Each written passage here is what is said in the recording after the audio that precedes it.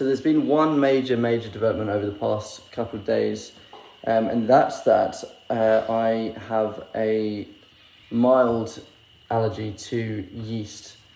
And the reason that I had not covered this before is because at the time I was told yeast mold, a mild reaction to yeast mold, dust, and then a big reaction to oysters, which I rarely have anyway. And at the time, this was a year and a half ago, at the time, because I did all the allergy testing and everything like that, and I was told, take precautions with all these things, and I understood yeast mold to mean bread, like basically bread that had gone off, or anything with yeast in it which had gone off, which was, as I found out and suspected, was actually incorrect. So yesterday I was going through my allergy report. Yesterday I was going through doing research as usual. It's kind of stuff I like to get up to in my spare time, is research all this stuff. And I was looking up like yeast mold, and things that came up on the internet were like, well, that's related to Candida infection. That's like a yeast overgrowth. And one of the symptoms of that is you get a white tongue. And that's something I've made a video on previously. I was like, oh, I'm still getting this white tongue stuff, all these spots and all that stuff.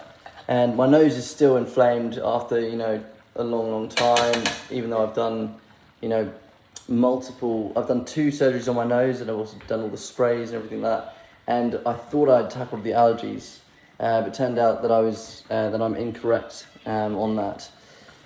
Something didn't seem quite right, and so I was looking up my actual allergy report today, because I touched on it in the past week or so, but I was looking closely at it today, and I was trying to look for yeast mold, because I was wondering, when they say yeast mold, do they mean just like everything to do with yeast, or they just specifically mean, as I said, like bread that had gone off?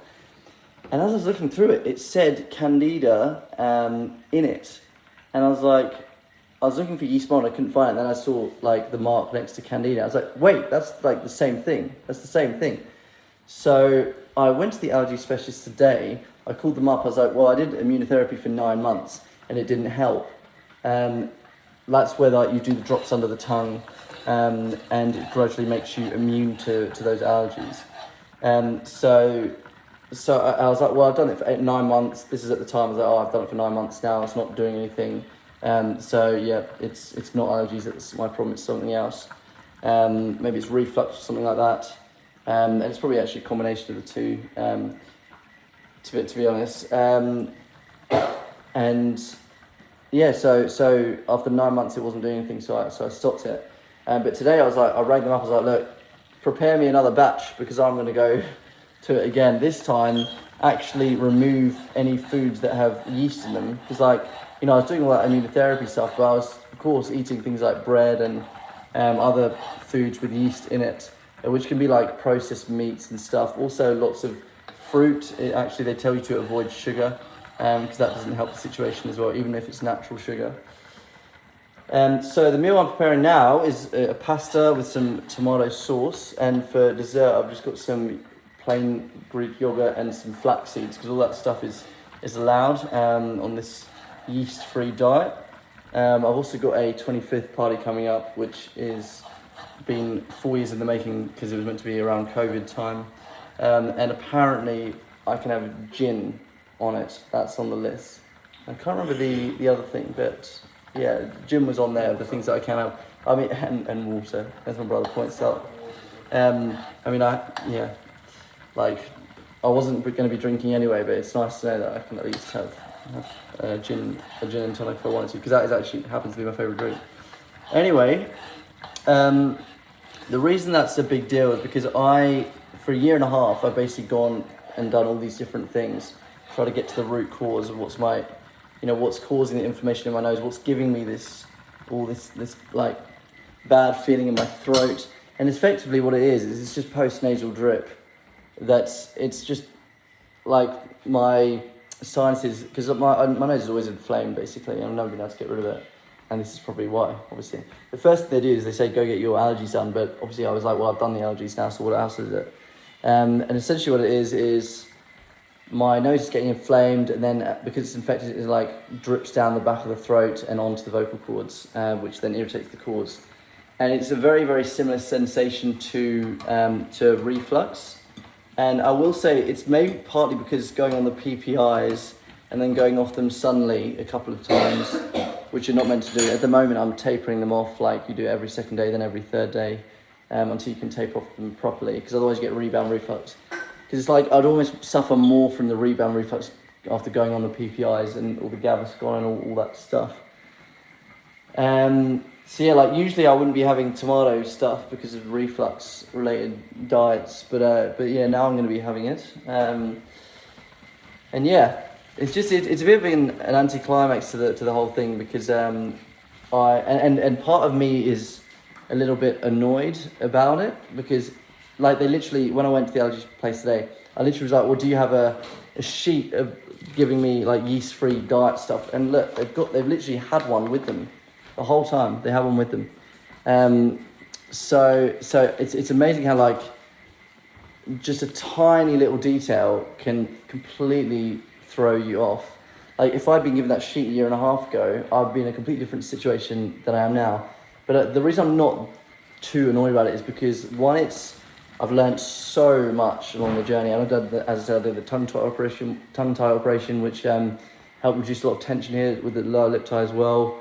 You know, I've had operations on my nose, which is like giving me a bigger airway there. I've learned about, even just last week, about the kinesiology, about the connection between your nerves and your diaphragm. Been to see a breathing coach, speech pathology. So I've learned so much stuff and gained such an insight. And the second thing is that I've built a lot of resilience through it. Like the fact that I'm still doing it now, like still trying to pursue singing as a career choice despite all the setbacks. That is in part due to not realising that yeast mould does in fact mean just a yeast allergy. And the thing is, it's not a severe reaction to yeast. Like I never throw up after eating bread. It's nothing like that. But it's enough that it's a mild reaction that gives me inflammation in my nose, which then can drip back onto the cords and give me that rough connection. Because it's like whenever I speak, I have to use a lot of force to do it with the vocal cords. A lot of force there. And yeah.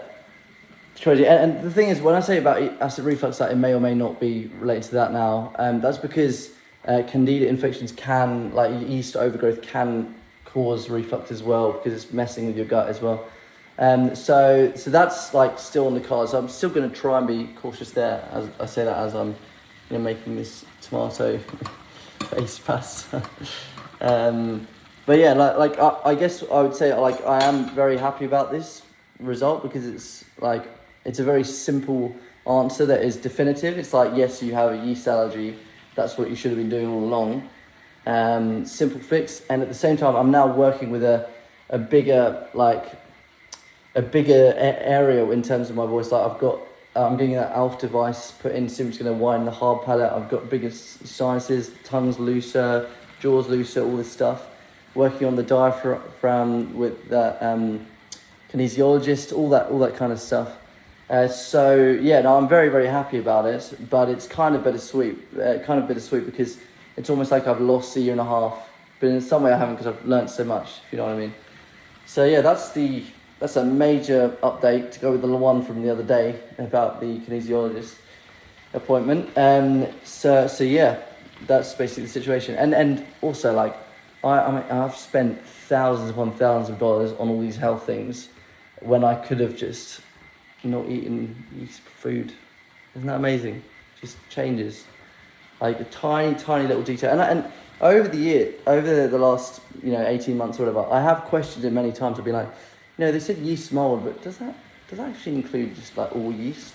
So many times I thought about that, and I think I even Googled it once. But yeah, getting that definitive answer from the allergy specialist today, and after seeing the allergy report myself last night and being like, hang on, that says Candida, not yeast mold, that has basically left me with this situation in which I'm very happy, because by not eating yeast foods or having yeast extract in my food, and by consuming things like this, like I've got MCT oil that I ordered on Amazon, which has arrived today. I only ordered that yesterday. by doing sorts of stuff and taking lots of garlic. You know, I was finding garlic was helpful with the H. pylori stuff around that kind of time, which is only a week and a bit ago. But it wasn't everything. So yeah, like I'm very happy about it, but it's, as I said, it's bittersweet, in a way. But yeah, that's my situation now. Yeah, in regards to the MCT oil, the reason this can be good is because it's antifungal. So yeah, anyway, that's it for now, and I'll speak to you all soon. And like, I'm going to obviously be doing the yeast-free stuff for as long as it takes. You know, apparently within 2 to 4 weeks you can notice some big improvements, which is good. One thing that I can't actually have is fresh fruit. It says avoid that for 4 weeks because of all the fructose in it, which is obviously natural sugar, but that can I think it's something like it feeds the Candida infection, something like that. I need to obviously learn more about that. Yeah, crazy. Look, if you've got any questions, just put them in the comments and I'll answer them. If you suspect you might have a yeast overgrowth. But yeah, thankfully it's not as bad as being gluten-free. Sorry if you are gluten-free, but I'd rather be yeast-free than gluten-free because I can have things like pasta and stuff like that. So it's honestly not too bad. And like I was asked by my girlfriend the other day, would you rather be like gluten-free or dairy-free? And I said, well, dairy-free is so much easier because I've been doing that for so long anyway because of singing. Yeah. Anyway, that's it for now. And I'll speak to you all soon. Things with the with the immunotherapy. Sorry, real quick. With the immunotherapy, like you basically have to not eat the yeast foods until that's made you immune to that allergy. You know what I mean? Anyway, I'll speak to you all soon. Bye bye.